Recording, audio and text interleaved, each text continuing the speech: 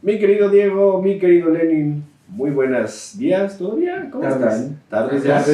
Ya, o sea, llegó la bofetada así, tardes ya. Empezamos reces. ¿Cómo están? Saluden a la cámara. Hola cámara, ¿cómo están? Todo bien. Con frío en tu sótano. Pero sí, es helado esta maldita casa. Tampoco no es demasiado fría esta casa. Yo por eso estoy andando con chamarra y siempre van a ver aquí. Con chamarrita, menos de que de verdad estemos como 45 grados. Pero ahí estoy. Con chingos de cerveza. Seguimos inspirados, Güey, me desperté con esa canción en la cabeza. Me estaba haciendo del baño y... Me desperté con un sombrero y ibas a decir. Yo me desperté y dije, 10 minutos más. Guay. A mí me quedó, me desperté. ¿A qué hora te despertaste? A las 7 de la mañana. A las 7 de la mañana. Madres. ¿Por qué a las 7 de la mañana? No sé, ya me acostumbré a levantarme ahora. Pero esa Sus fantasmas lo acosan. Sí, ya se le jalan las patas en la noche. O sea, Y por jalar las patas que fue a vomitar, por eso se despertó. Es broma. Pero bueno, yo estoy contento porque además el día de hoy va a tocar un tema muy, muy bonito, muy complicado, que no vamos a poder profundizar mucho. Sin embargo, sí lo vamos a hacer en otro capítulo. Entonces, que tenemos el capítulo muy especial para ustedes guardado próximamente. Y aprovecho la ocasión para 2 anuncios. Muchas gracias, ya llegamos a más de 2,000 seguidores en TikTok. Y seguimos creciendo muchísimo en Spotify. Gracias a todos. Y, ¿qué? El segundo anuncio, felices fiestas. Muy felices fiestas a todos. Espero que se la pasen a toda madre. Festejen mucho, Por coman este mucho. momento ya pasan las fiestas. Pues sigue siendo Navidad, mijo. felices fiestas. O sea, Navidad sigue siendo hasta el 6 de... No, hasta la presentación del niño. El 2 de febrero. ¿De verdad, mijo? No, es el 6 de enero, perdón. qué poco No. espíritu navideño De tienes. verdad. Y además todavía falta año nuevo, todo no me chingues. Sí. Felices fiestas. Antes o después, cuando lo escuchen. O si ya lo escucharon en junio, felices fiestas para ese año. Pero bueno, viene un tema muy divertido, muy interesante, muy complicado, que es la Grecia clásica. La cruz. La gruna de ayer. No, yo sí ando con malo de la panza. Algo me cayó muy Bien pesado. ancianos. Ya sé, y además con dolor de espalda y la pierna y todo. Ya estoy viejo. Ya no soy el de ayer.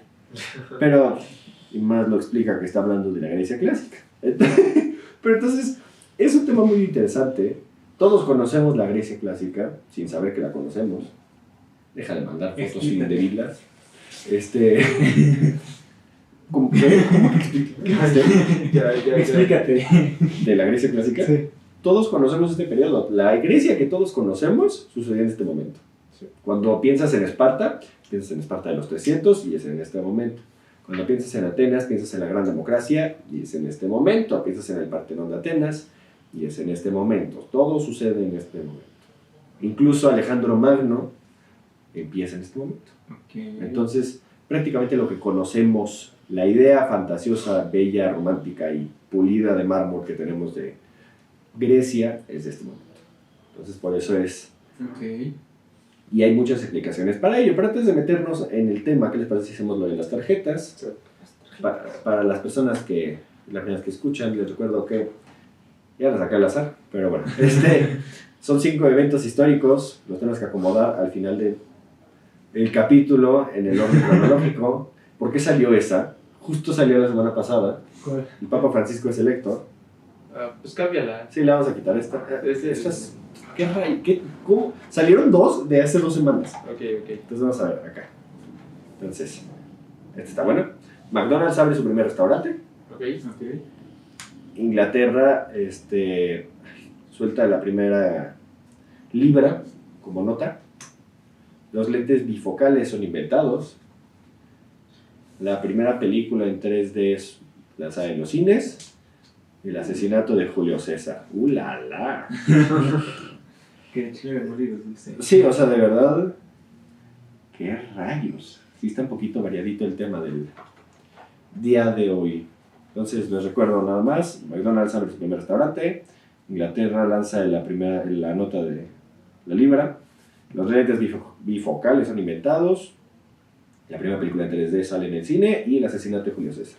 Hay un brinco monumental de 4 tarjetas a 1, o sea, Sí. pero mal. Pero bueno, entonces, ¿qué les parece si nos metemos de cajón con el tema? Entonces, contémonos un poquito del periodo clásico. Vamos a delimitarnos primero temporalmente. No sé si te acuerdas cuándo terminó el periodo arcaico, o qué fue lo que le hizo que terminara, o si estabas... No estabas poniendo atención. El periodo arcaico se clasifica que termina cerca del 500 o 499 a.C. ¿Por qué acaba en este momento? Porque al oriente empieza a desarrollarse un imperio demasiado poderoso, muy interesante y muy complejo, además muy singular en su época. Es un imperio que empieza... Vamos a profundizar en su momento a ello, pero es un imperio que respeta las religiones, que respeta en ciertos sentidos soberanías, o sea, empieza la infraestructura de carreteras y todo este rollo, que más adelante Roma va a desarrollar un mayor esplendor. Empieza con el Imperio Persa. Y el Imperio Persa empieza a dominar todo el oriente del mar Egeo. No sé si te acuerdas dónde se encuentra Troya. Abajo del mar Negro, toda esa zona de acá, la península, la zona jónica, se conoce, es dominada, que es lo que sucede que en el 499 empiezan a sublevarse algunas polis en ese momento, se conoce como la rebelión jónica. Esto sucede en el 499 y termina el periodo clásico. Hay 2 posibles finales. Recuerden que estos son las delimitaciones históricas son hechas por los historiadores para poder investigar y profundizar mejor.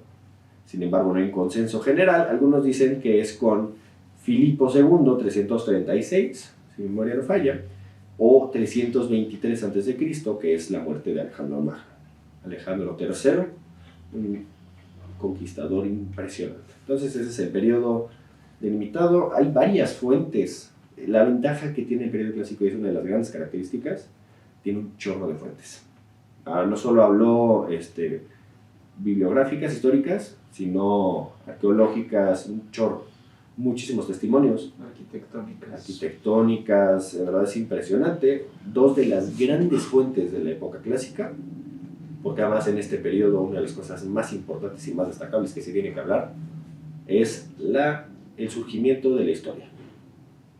Entonces es vital para entender eso, y si surge la historia, por ende una de las fuentes principales, una de las fuentes más importantes del periodo clásico es el padre de la historia, ¿no? Heródoto. Muy bien, palomita, Diego. Heródoto es una de las fuentes más importantes, la historia de Heródoto, las famosas 9 musas de Heródoto, y Tucídides, que también es una chingonería de obra que vas a profundizar más adelante. Hay un capítulo entero para hablar de esta obra, porque de verdad es un chingón. ¿Es de vidas paralelas? No, vidas paralelas es romano, es otoño. Y Tucídides, su obra es la historia de la guerra del Peloponeso, que esta es profundizar de la segunda parte del periodo clásico, que vamos a abordar más adelante. También está Jenofonte, por dar otro ejemplo, pero Jenofonte es una historiador chafón, la verdad. ¿Deja mucho que decir? Sí, la verdad, le echa ganitas, pero parece más novela que historia, lo que él escribe. Pero es bonita, es interesante, muy heroica su obra. Pero bueno, estas son las fuentes principales, más las arqueológicas, hay un chorro. Y el periodo clásico tiene principalmente 3 hegemonías, que son la hegemonía ateniense, la hegemonía espartana y la hegemonía tebana. Que la tebana tal cual es de pilonazo, pero en su momento. Hay muchas influencias externas en este periodo, esa es una característica importantísima, principalmente la persa, que ya mencionamos, y posteriormente va a ser la macedónica, con Filipo y con Alejandro. Entonces, normalmente se caracterizan 2 conflictos principales. Hay un chorro de guerras en este momento, pero un chorro es un chorro. Mal. Si algo le gustaba a los griegos era pelear, por algo la guerra era de vital importancia en su panteón. Que son las guerras médicas, que no son doctores aventándose bisturís, ya dejamos eso muy en claro. Ay, los chistes de la primera Uy, temporada. qué tiempos. Y la guerra del Peloponeso, que la guerra del Peloponeso, hay 2 guerras del Peloponeso. La primera es considerada... Y la segunda. ¡Guau, qué observador estás hoy! ¡Qué bruto! Sí. Andas puntualísimo el día de hoy. La primera guerra del Peloponeso podría considerarse como una guerra fría. Es muy interesante. Podría decirse incluso la primera guerra fría de la historia. Es una chingonería. ¿Vas a elaborar eso más adelante? Claro que sí. Entonces, vamos a retomar un poquito en donde nos quedamos en el cliffhanger de la semana pasada. Que como recordarán, empieza a surgir Persia, ya lo mencionamos, empieza a estar dominando la zona. Principalmente 2 polis se rebelan, son muchas más, pero 2 de las más poderosas serían Mileto, que hemos hablado de ella, incluso vamos a hablar de ella más adelante. Mileto es una polis importantísima en su momento. Tiene grandes personajes que salen de ahí, por ejemplo, Tales de Mileto, y otros que vamos a mencionar en próximas ocasiones. Y Efeso en honor a... es un dios griego. Efeso. ¿Esto? Muy bien. Ay, otra palabra. Otra palabra. Oye, andas en llamas, qué bruto. Sí. Yo lo creo cuando anda desvelado, ¿eh? Sí, que bruto. Te vas a meter al programa crudo más seguido, porque por eso es mejor. Estas polis buscan el apoyo de otras, de la comunidad helénica, de los egeos, en toda la zona, debido a la conquista que están haciendo los persas. Uno de los que acuden al llamado es Atenas. Sin embargo, no necesariamente se involucra directamente, pero sí empieza a decir qué pedo, qué chingo está pasando. Y Esparta en su momento les dice, ay, ¿están sufriendo? Pues qué lástima. Porque no, toca festejo religioso, entonces ya toca la cuaresma, entonces Me no avisas cuando me importe. Sí, literal, y les valió 3 kilos y no les ayudaron en nada, entonces dijeron, híjole joven, no se va a poder. ¿Y eso qué tiene que ver con Navidad? Sí, pero muy buena suerte, les deseo lo mejor, entonces Se cuidan. adiós. Y este es el periodo en el 499 al 480 más o menos. Perdón, sí, 490. Y en el 490 da inicio oficialmente a la Guerra Médica, la Primera Guerra Médica. Es un conflicto bastante largo. Bueno, no es tan largo, pero sí es tenso. No vamos a profundizar mucho en estos conflictos porque, verdad, hay mucha historiografía, mucha fuente de ello. Incluso hay mucho detalle. Heródoto nos brinda mucho eso, gracias a Dios. Sin embargo, no vamos a profundizar eso. Si quieren profundizar, la historia de Heródoto es la fuente primaria y hay muchas investigaciones de Heródoto. Pero una de las que más destaca en esa época de ese conflicto es la famosa batalla de Maratón, que ya mencionamos previamente. Es importante aclarar, el emperador, bueno, el rey persa, gobernante persa, en esa época es Darío I. Y esto es principalmente, la Primera Guerra Médica, es el conflicto de Atenas. Obviamente con algunas otras polis apoyando, sin embargo Atenas es la principal y la más poderosa en su momento, porque, insisto, Esparta dice, no se va a poder, como cualquier trámite de gobierno. Dije, híjole, ya viene Navidad, sí, ya viene Navidad, y como lo del SAT, pero bueno, no voy a hablar de eso aquí. No se registró bien tu Cállate. ingreso. Pero ya va a ser Navidad, entonces hasta el 6 de enero es feliz Navidad. Bien, ya sé si te da bien. Sí, de verdad son queridísimos. Pero bueno, surge la batalla de Maratón, es una batalla marítima. Bueno, tiene marítima y terrestre. La formación oplita, siempre se me va la palabra oplita, es de las cosas más poderosas que tiene la Grecia antigua. Y es una superioridad muy cañona ante los persas. Y cuando se anuncia que ganó la batalla, Filipides, un soldado ateniense, tiene que anunciar porque iban a atacar a Atenas, que van a atacar a Atenas. Entonces corre de Maratón a Atenas, 42 kilómetros. Anuncia, ¡ay! Vienen los persas. Y se de acuerdo con la leyenda. Entonces le hicieron sus honras fúnebres después y todo este rollo. Y vaya, el punto es que logran mantener a la raya con la Primera Guerra Médica, los atenienses, a los persas. Pero más adelante, porque los persas dijeron no ni madres, viene la Segunda Guerra Médica. La Segunda Guerra Médica, ¿de qué quieres decir? Ya vi tu mirada, suéltalo. O sea que se pelaron dos en la carrera de maratón a Atenas. No, solo uno, Filipinas. Sí, dije, acabas de decir que uno fue de cuando fue a avisar. Ajá, Y ese es el otro fue, y otro había sido cuando ganaron. Sí, cuando ganaron el maratón, a anunciar a Atenas de que van a atacar a Atenas y de que ganaron la batalla. Por la guerra. Sí. No necesitas dos mensajeros para dos mensajes. Entonces, Sí, porque aparte qué triste, o sea, pasan 5 minutos y no, es que ya avanzó mucho, pues mándate otro. si alcanza, dile que me falta decirle un poco. Sí. Ay, Dios. Entonces, en este periodo, Persia empieza a tener ciertas sublevaciones. Por ejemplo, en el periodo entre la Primera y la Segunda Guerra Médica, llega a tener conflictos. Persia, por ejemplo, en ese momento, para que nos contextualicemos globalmente, tenía dominado Egipto. En este momento, estamos hablando del tercer periodo intermedio, sin ningún fallo.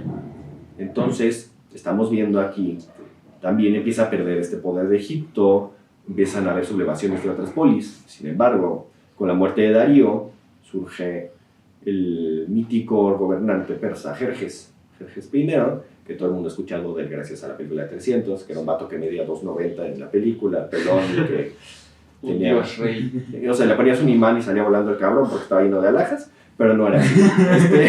Así no se veían los persas en ese momento, es bastante anacrónica el diseño de los persas en esa película. Pero bueno, Jerjes fue un gran militar, un gran estratega, muy ingenioso.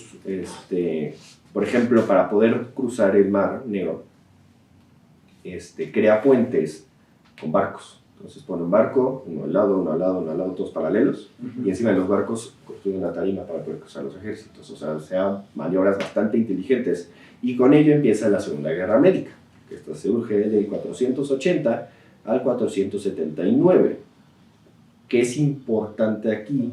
Que surge uno de los momentos de mayor panenelismo. No sé si te acuerdas de lo que hablamos del panenelismo la semana pasada, que era el dios Pan, todo. Entonces, porque todo debe llevar pan, el pan es delicioso. Entonces, para que no... Ahí tienes una muy buena mnemotecnia. Pan, todo es bueno con pan. Ahí estás. No es spot político, ¿eh? No es spot político. Además, creo que normalmente no fomentan el pan porque como engorda. Pero bueno, sí. No, en la mañana vi un TikTok. Ok. Suelta tu TikTok. Que decía, cuidado con el café, porque es el primer paso para entrar con el pan dulce. O sea, sí. Y además un café de olla, por lo que tengo entendido, es todavía mejor ahí con tu conchita. Ay, una concha. Focus. Diablo. Siempre estarías hablando de comida. Sí, ¿no? Es horrible, pero bueno, ¿Tú remojas la concha? Ay, Dios mío. Tache. Mira, ya estás. Primer tache del día. Surge la Liga Helénica. La Liga Helénica está consolidada por 31 polis, y estas 31 polis dicen, bueno, ¿qué chingados vamos a hacer con respecto a que los persas se están metiendo de nuevo en este rollo? Surgen las dos grandes potencias de polis, que son Esparta y Atenas, y ambas toman la batuta para decidir la situación. Entre ellos surge un personaje ya mítico totalmente, que es Leónidas I, rey de Esparta, famoso rey Leónidas, el Dicis Esparta. El patea mensajeros. Sí. Justo creo que, no me acuerdo si fue con ellos o en la guerra del Peloponeso, hay una anécdota que dice que mandaron un mensajero a Esparta que decía, si ganamos la guerra vamos a encargarnos de que Esparta no quede piedra sobre piedra. Y los espartanos le respondieron, sí. Suena mejor en inglés, if. O sea, si lo haces, sí lo haces, pero no, o sea, si sí, claro. Suena muchísimo mejor. Sí. Eran más elocuentes los espartanos que yo. La verdad. Entonces, surgen varias cabezas en este momento. Y optan, en primer lugar, para detenerlos vía terrestre, en un lugar muy singular que tiene Grecia, que es la zona de las Termópilas, las famosísimas Termópilas. Es tal cual un estrecho. Es un estrecho al lado, bueno, para el lado que lo veas, en un lado hay mar, y en el otro lado está una colina. Entonces no hay manera de pasar, es un tramo muy pequeño, si me no en falla son 100 metros de ancho. O sea, es un paso muy estrechito y es vital para poder conectar a la Grecia continental. Entonces, Leónidas y la Liga optan por detener a las tropas persas en ese lugar.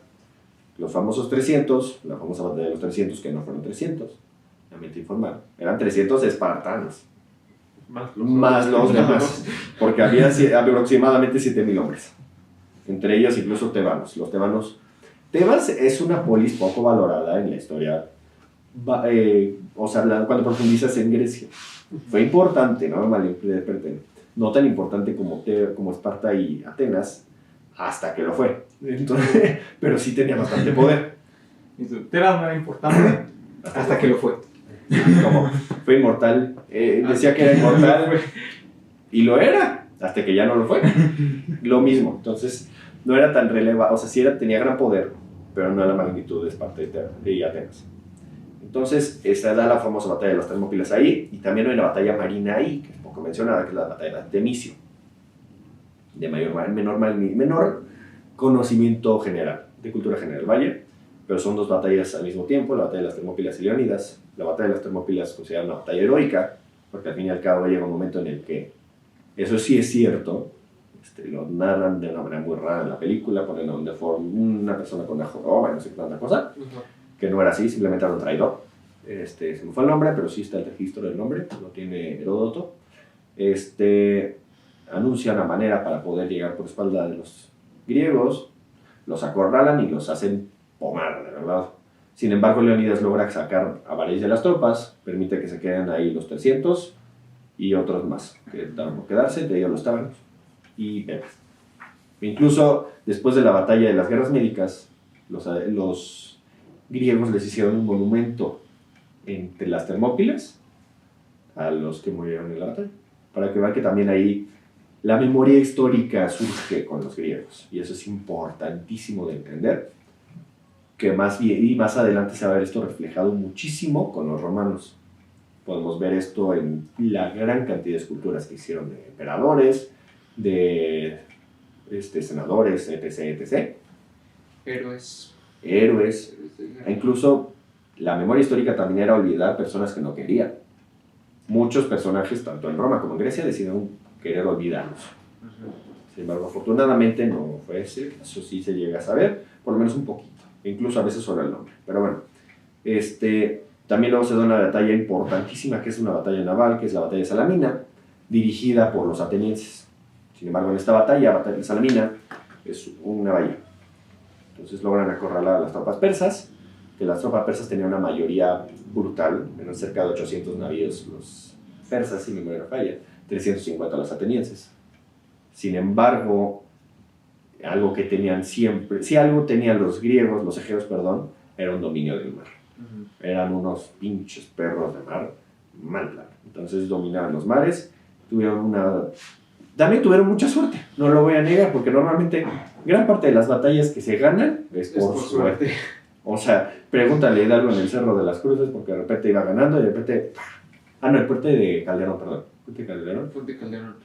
Que iban ganando la batalla los insurgentes, todo este rollo, y de repente revientan la reserva de pólvora de Hidalgo. Todo el mundo se apanicó, corrieron y perdieron. Sí. Entonces, tal cual es cosa de suerte en muchos de los casos. Los grandes generales en la historia tenían mucha suerte. Pregúntale a Julio César. Julio César también era un hombre brillante, pero bueno, también tenía mucha suerte. Un poco de ambos. Ajá. Es como los porteros, un portero sin suerte no es portero. Es que también una buena estrategia es saber cómo manejar tu suerte. Claro. O sea, totalmente de acuerdo. Y también las batallas, toma 3 de tratar de decir esa palabra. corte. Y toma 2. Son las batallas de Platea y Micala con las que termina la Segunda Guerra Médica, con la que logran detener la expansión persa. Sin embargo, son otros 30 años más en los que logran alejar por completo a los persas de toda la Grecia continental. Y con esto empieza a surgir la hegemonía ateniense. ¿Por qué? Porque Atenas demostró un gran dominio naval y al tener la hegemonía naval, pues dominar prácticamente cualquier cosa hablando del mundo griego, porque al fin y al cabo todo está comunicado por medio del mar. También tenía un ejército brillante y grandes generales. En su momento se les conocía como estrategos. Al principio eran elegidos al azar, y luego después de las guerras médicas dijeron, bueno, como que ya no es buena idea hacerlo al azar, Sí, entonces no. pongamos al más capacitado. Digo, no sé ustedes, no suena tan mala la idea de poner a alguien capacitado. Clever. Porque además eran sorteos. No digo que no fueran capaces, porque pues al fin y al cabo eran una sociedad bastante instruida, sin embargo, una mame joven. Pero es que también influye, o sea que en Esparta sí solo entrenaban para eso, pero al menos en cantidad eran muchos menos. Claro. Y después de la batalla de las Termópilas, No, de todas las guerras. quedaron aún menos gente, o sea, como sí gran potencia y todo, pero pues Atenas, ya hasta solo por números, o sea, era natural. Sin embargo, a pesar de que Atenas tenía la hegemonía en este momento, Esparta no dejaba de crecer tropas y no dejaba de prepararse. Y esto es importante, estamos hablando aquí del famoso siglo de Pericles. Que el siglo de Pericles, o también conocido como la Pentecontencia, 50 años aproximadamente, son del 479 al 431 a.C. Ese es el famoso siglo de Pericles, una época de maravilloso esplendor, que vamos a profundizar en otro capítulo. Hay un desarrollo cultural, político, histórico, volvemos a lo mismo, económico, social, muy cañón, principalmente en Atenas. Mencionamos previamente el capítulo anterior que Esparta logra consolidar a principios de la Grecia arcaica, bueno, mediados, la famosa liga del Peloponeso. Dios mío, habla bien. La liga del Peloponeso. El Peloponeso, al fin y al cabo. El Peloponeso, no sé si te acuerdas en tu pequeño mapa mental de Grecia, Diego, es en el sur de la Grecia continental, es una península, toda la zona peninsular de ahí, bastante amplio el territorio con gran cantidad de polis. Esparta se vuelve líder de la Liga del Peloponeso. Y en este momento, Atenas decide optar por hacer otra liga, la famosa Liga de Delos. Entonces ahí estamos viendo el surgimiento de dos ligas, la Liga del Peloponeso y la de Delos. Y empieza a haber tensiones poco a poco de las dos. Entonces empiezan a crecer las dos como potencias. No sé si les empieza a sonar esto un poquito en alguna otra situación en la historia del mundo. Empezaron un desarrollo, una competencia política, económica, social, bélica, de ambas partes. Hasta que en una de esas, tal cual, surge la primera guerra del Peloponeso. Las guerras del Peloponeso son guerras internas del mundo egeo. A pesar de que hubo influencia persa primordialmente, son guerras prácticamente del mundo griego. Pues sí, entre polis. Y se dan bien sabrosos. Pero la primera guerra del Peloponeso es una guerra no declarada. Esta incluso se da dentro del siglo de Pericles, se da en el 460, o sea, prácticamente a la mitad. 450 al 455 más o menos. Es una guerra no declarada, es una guerra que surge en movimientos bélicos esporádicos, pero fuertes. Ya saben, como Vietnam, me equivoqué de Corea, perdón, pero para que entiendan un paralelismo, vaya. Sí. Podría clasificarse la primera guerra del Peloponeso como una guerra fría, porque son como conflictos entre las dos. Sin embargo, no es necesariamente un conflicto tan directo. Mientras que en la segunda guerra del Peloponeso, que se da en el 431, final del siglo de Pericles, se da hasta el 404, es un periodo larguísimo de guerra. Sucede madre y media, no tienen ni una idea, porque en una de esas tienen asediada Atenas, por ejemplo, y Atenas dice, no, me la pelo, puedo sobrevivir en la ciudad adentro 3 años con toda la alimentación que tengo, sin pedos. Entonces asedian lo que quieren. ¿Y qué es lo que sucede? Porque además tienen comunicación con un puerto. Recordemos que Atenas no es una ciudad peninsular, no es una ciudad portuaria. Sin embargo, está cerca del mar. Entonces tenían un puerto anexo a ellos. Decían, no, pues por aquí no pueden entrar todas las cosas. ¿Qué sucede? Que en una de esas que trajeron la comida, decidieron también traer otro factor. Una plaga. Entonces les da en la madre dentro de Atenas una plaga. Hasta el día de hoy no se sabe qué chingados les pegó, pero les pegó feo. Mató creo que a la mitad, casi la mitad de la población de Atenas. Para que se den una idea, creo que entre ellos se murió Pericles. Sí, Justamente. ese sí leí que murió por la plaga. E incluso creo que también Tucídides se murió en la plaga. No, Tucídides no, se murió más adelante, perdón. Pero Tucídides deja la obra incompleta, por cierto. Esto de la guerra del Peloponeso, irónicamente, como dice su nombre, se lo describe muchísimo y muy puntualmente. Es una manera brillante de escribir la de Tucídides. Es la historia de la guerra del Peloponeso. Es generosa la descripción, como pueden notar, pero es muy, muy, muy interesante. Incluso aquí tengo por aquí la cita de lo de la enfermedad.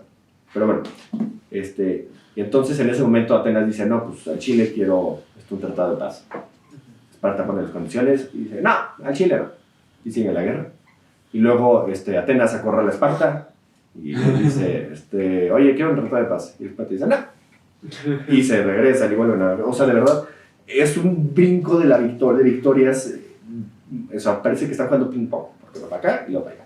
Y luego para allá y luego para acá. Hasta que en una de esas, tal cual, gana Esparta.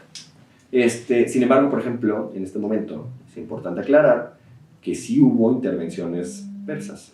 Persia llegó a influenciar bastante. Si quieres, bueno, para un momento.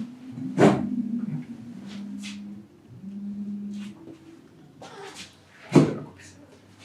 Vas a cortar eso. Y retomamos. Sí hubo una cierta intervención persa. Sin embargo, no hubo un dominio, sino hubo una tercera guerra, no hubo una guerra médica dentro de esto. Sin embargo, en este momento, Esparta logra ganar por unas condiciones extremadamente duras a Atenas. Entre ellas, incluso llegaba a haber un momento en el que varias polis aliadas de Esparta querían destruir y matar a todos los atenienses. Mal plan, porque es lo que llegaron a hacer los atenienses en algún momento de la guerra, con otras polis. Muy generosos y muy democráticos, pero sí necesitaban darle la madre. Están llevando la democracia. ¿Dónde hemos escuchado eso? Here's some democracy. Entonces, otra de las condiciones que pusieron los espartanos fue la prohibición de las democracias. Entonces la democracia desaparece un muy buen rato en este periodo y las cambian por oligarquías. Entonces incluso está el gobierno de los 30, si mi memoria no falla, en la Atenas en este momento. Más o menos se especula la cifra solo de muertos de guerra. 18,000 muertos hablando de Atenas. Sin contar los de enfermedades, ni hambrunas, ni nada de esto. O sea, es una guerra extremadamente violenta en su momento.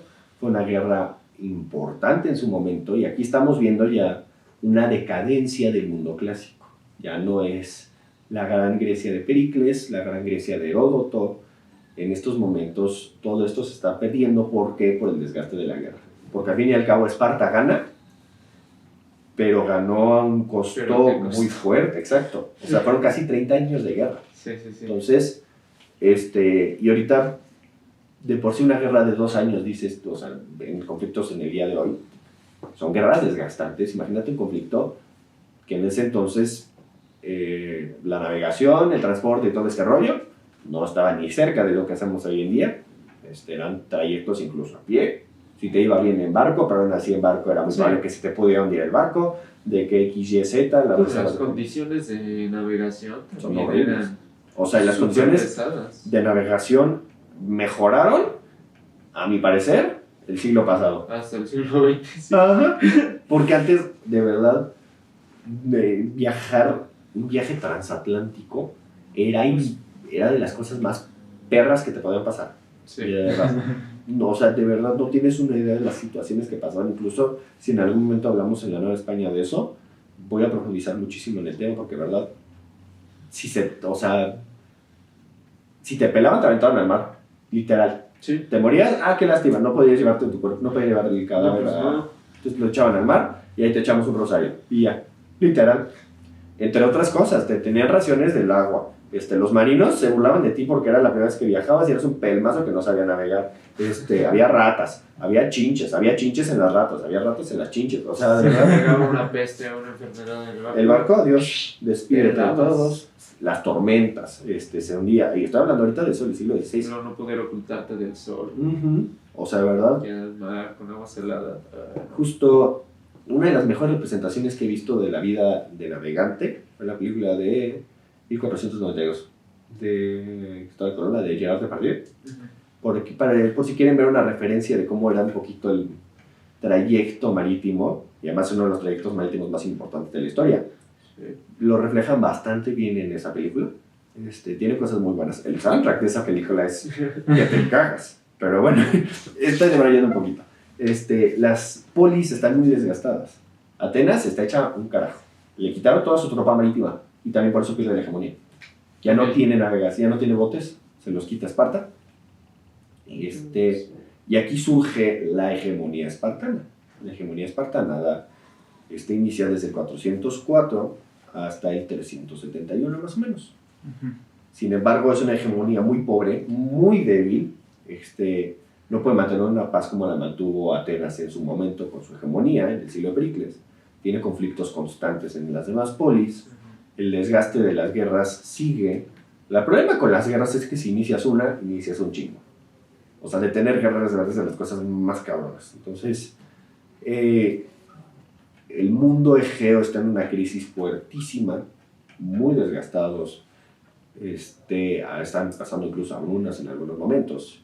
Y no hay una paz. En estos periodos ya no hay paces. O sea, hay lapsos muy pequeños.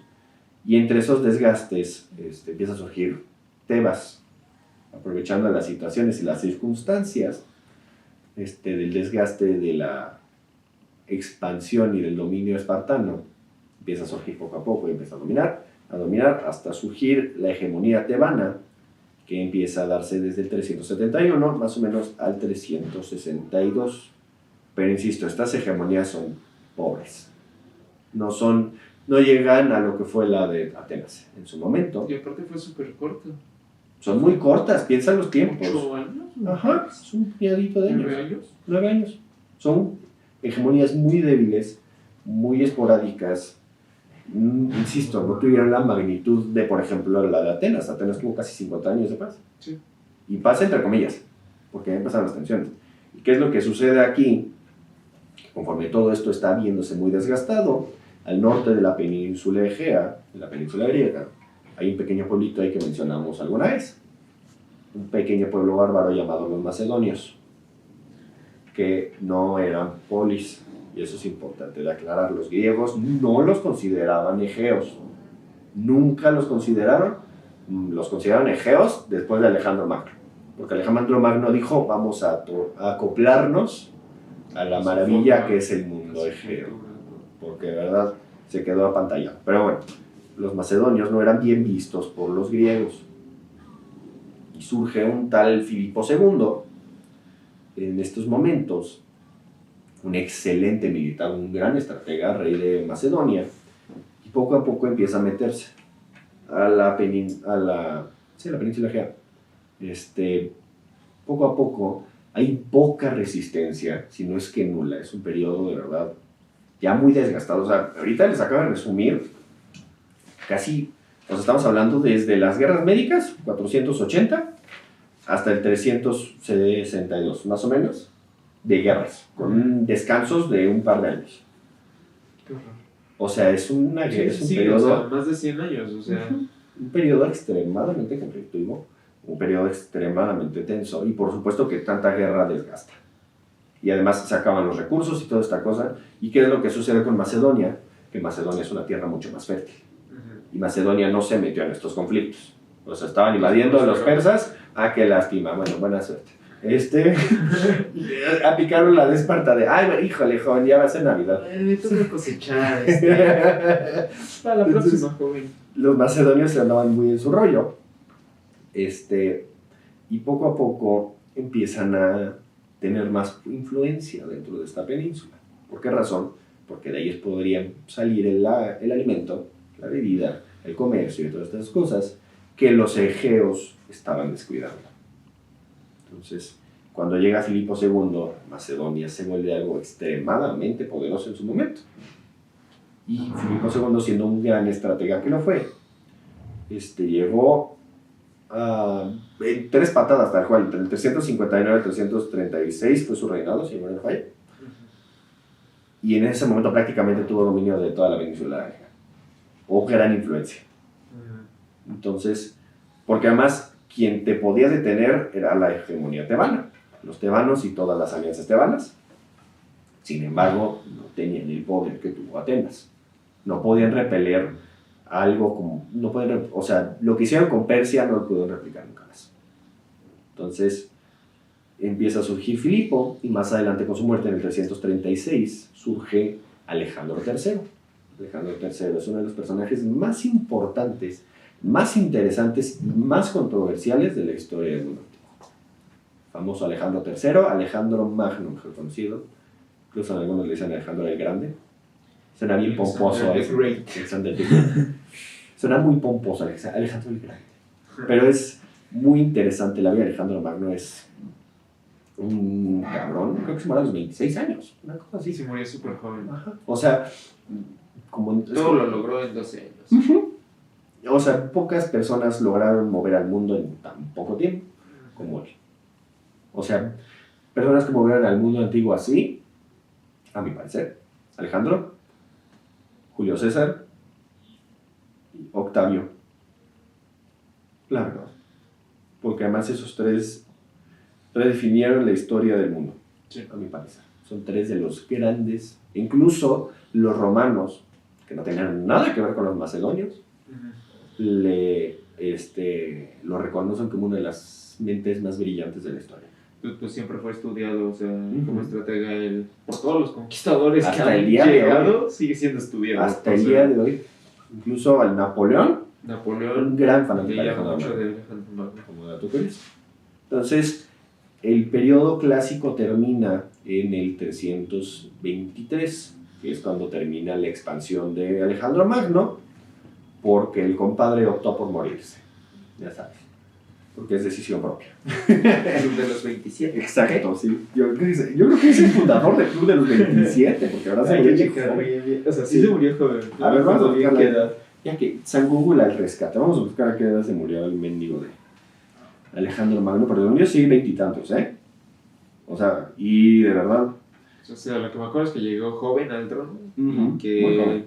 12 años hizo todo. Mira, nació en el 356, Sí. murió en el 323. 23 ¿23 años. años? 23. Ah, no, 33. 33 añitos. 33, perdón. Sí. ¿Is this Jesus Christ? Lol. Justo hace poquito me apareció en TikTok una chava, de verdad. Solo me enoja. Porque ha hecho varias. Son conspiraciones no fundamentadas. Porque a mí me gustan las teorías de conspiración. Mucho. Ajá. No tienes una idea de cómo me gustan. No digo que crea en ellas. Me gustan Son mucho. interesantes. ¿Por qué? Porque te hacen ver 32 años. Okay, sí. Las cosas desde otra perspectiva. Te hacen ampliar el panorama, tratar de tener una distinta visión.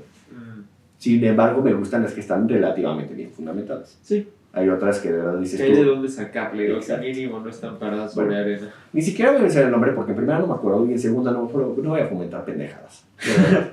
Sorry. Que habla 2 cosas. Una, Alejandro decía ella que Alejandro Magno era mujer. Así tal cual, Ajá. por sus literal. Y no hay ninguna evidencia que pueda fomentar esto. ¿Por qué razón? Porque todas las fuentes que tenemos visuales, Ajá. la fuente más cercana es creo que 100 años posterior, Ajá. lo retratan como un hombre. Las obras que lo hablan, nunca lo hablan como una mujer, y ella usa como fundamento que se encontraron una tumba en Macedonia, que ella dice que es la tumba más grande y esplendorosa que he visto, y dice ella que es de Alejandro Magno, pero en ella se encuentra el cadáver de una mujer de 60 años. Y dices tú, a ver, en primera se sabe que se murió a los 30 y pico. Ajá. En segunda, no se sabe qué le pasó a la tumba de Alejandro, porque además, como mencionamos, en el mundo helenístico, en el Egipto helenístico, Ajá. Ptolomeo se lleva el cadáver de Alejandro Y se queda en y lo entierra en Alejandría. Alejandría. que después es profanado y cambiado por un sarcófago de vidrio. Entonces, ¿esa pudo haber sido la tumba de Alejandro? Tal vez. Pero que la ocupó alguien más, sí. Entonces, de verdad, y otras cosas, entre otras. O sea, por ejemplo, luego dijo que de verdad es así. Yo dije, no manches, que Roma no existió, que es una invención de la Inquisición española. ¡Wow! ¿Cómo por qué? Por sus tanates. Pero, o sea, ¿qué justificación puso o qué? Dice, no, es que todo lo que está escrito en latín no tiene el desgaste suficiente en la escultura para decir que fue escrito en la antigua Roma. Y dices, tú, compa. No, o sea, de verdad. Es que hasta me encabrona, pero es que. Es como decir, tengo la prueba de que Jesús de Nazaret en realidad no era judío y seguramente era español, porque la Biblia que leí Estaba en español. Claro. ¿Qué? Güey, ¿qué? No. No. O sea, sí era así. O sea, ha habido 2000 años de estudios de Roma. Para que tú vengas a desmentirlo con tremenda. No estoy fomentando el odio, y de verdad no voy a decir el nombre. En primera, no me acuerdo el nombre. No quiero fomentar eso, no fomentar estupideces. Pero insisto, hay gente que ha dedicado No su vida. comentamos la pendejada. Sí, solo en chistes. Pero de verdad, es muy frustrante escuchar ese tipo de teorías, porque dices tú, mijo, la verdad, hay tanta gente que ha investigado esto literal toda su vida, para que llegues tú y des tremenda bofetada. Para que llegues tu primaria trunca a decirnos. Si no manches, de verdad, se la vuelan, pero no es el primer caso que da gente así. Pero bueno, entonces con eso terminaríamos la Grecia clásica. Le entré sabroso, o sea, sí, no, parece que no me detuve. Los invito a que lean, si quieren leer algo más dinámico, un poquito más dinámico, un poquito mejor analizado, les invito a leer a Tucídides. Tucídides tiene unas cosas muy chingonas dentro de su obra. Jenofonte se llama una de sus grandes obras, la Ciropedia, que es una biografía del emperador Ciro. Sin embargo, es la que te digo que parece más novela que estudio histórico, para poder ver una perspectiva distinta del mundo persa. Sin embargo, sigue siendo bastante buena fuente para hablar de mundo persa, que no tenemos tantas fuentes de los persas, tristemente. Pero las tres grandes fuentes de su momento, Tucídides, Heródoto y Jenofonte, vale la pena leerlas, son muy interesantes, tienen cosas muy chingonas. Por aquí incluso, insisto, tengo aquí lo de la peste, pero no me acuerdo cuál. Esa no es. Y por los siglos de los siglos saben. Aquí está bien, lo de la epidemia que era en la ciudad y campo de Atenas en el verano siguiente. Estuvo durísima la epidemia, de verdad. Pero bueno, no sé si tengas alguna duda, mi querido Diego. ¿Qué te pareció el mundo clásico hablando de los eventos, ya no de lo que tú conoces? Muy movida. Es un desmadre. O sea, es como... Güey, es que en 120 años pasan un chingo de cosas. 10 años. O sea, del 2011 no tiene nada que ver con el 2021. Bueno, no, pero... Madre, ahora sí. Pero... Ahora sí se te salía el demonio, mijo. Phil Barrera. Pero sí, cambia mucho el mundo. Y sin embargo, a pesar de todo este desmadre, lograron tener un esplendor político, cultural, social, económico brutal. Matemático, filosófico. Impresionante. Y además, en estos momentos, lo vamos a hablar en su momento, empieza a surgir por ahí 2 pueblillos inofensivos en su momento, que más tarde se volverán un dolor de cabeza, que es una tal Roma, sabrán Dios en dónde, y una tal Cartago. Hablas de la Santa Inquisición. Claro, claro. ¿Qué? Sí, hablo de la Inquisición española. Española. O sea, parece chiste de... No, es Spanish Inquisition. No, es Spanish Inquisition. De verdad parece mal chiste. Pero también Cartago y los cartagineses es un tema impresionante, muy apasionante. Lo vamos a abordar en su momento. Las guerras púnicas son vitales. No vamos a profundizar tanto o sea, no es un bloque específico de Cartago, pero es una chingonería. Les invito a que investiguen de Cartago. Porque más eran los cartagineses eran derivados de los fenicios, por ende eran excelentes navegantes y excelentes comerciantes. Sí, justo. Entonces, ellos fueron incluso de los grandes peleadores navales en su momento. La única forma en la que Roma pudo ganarles navalmente fue copiándoles. Sí. Porque en una de sus batallas se encalló un barco de los cartagineses. Y dijeron, pues de aquí soy, y se llevaron el barco y lo replicaron y de ahí en adelante les ganaron. ¿Y China? Que eso es lo chingón de los romanos. Lo que servía lo acoplaban. Justo. Y o sea, incluso es impresionante en todos los sentidos cómo anexaban todo la forma en la que le pudiera servir a Roma. Porque además... Porque es que justo, no, o sea, muchos piensan como, es nada más copiar y todo, pero no, o sea, sí puedes inspirarte de diferentes lugares y culturas, pero tener la capacidad de síntesis y de amalgamarlo en algo que funcione para tu sociedad, para tu geografía, para tu política, para tu cultura, es... digno de admirar. Sí, real, sí. O sea, por algo Roma es Roma. Sin embargo, Roma no sería nada de no haber sido por Grecia. Por eso también es importantísimo, y por eso pusimos a Grecia antes de hablar de Roma. Además, también por orden cronológico. O sea, salvo el orden cronológico, si lo hablábamos en vitalidad, en importancia, yo pondría antes a Grecia. Porque al fin y al cabo, Roma es la madre de toda la sociedad occidental. Sin embargo, Grecia es la semilla. Justo. Entonces, es un tema muy chingón. Espero les haya gustado el resumen del desmadre que fue el periodo clásico. Y para su deleite y sorpresa, tenemos un capítulo especial, el siguiente, que vamos a estar hablando más a profundidad del aspecto más cultural del desarrollo del siglo de Pericles, enfocado muy enfocado en la arquitectura. Sin embargo, la arquitectura es un reflejo de la sociedad.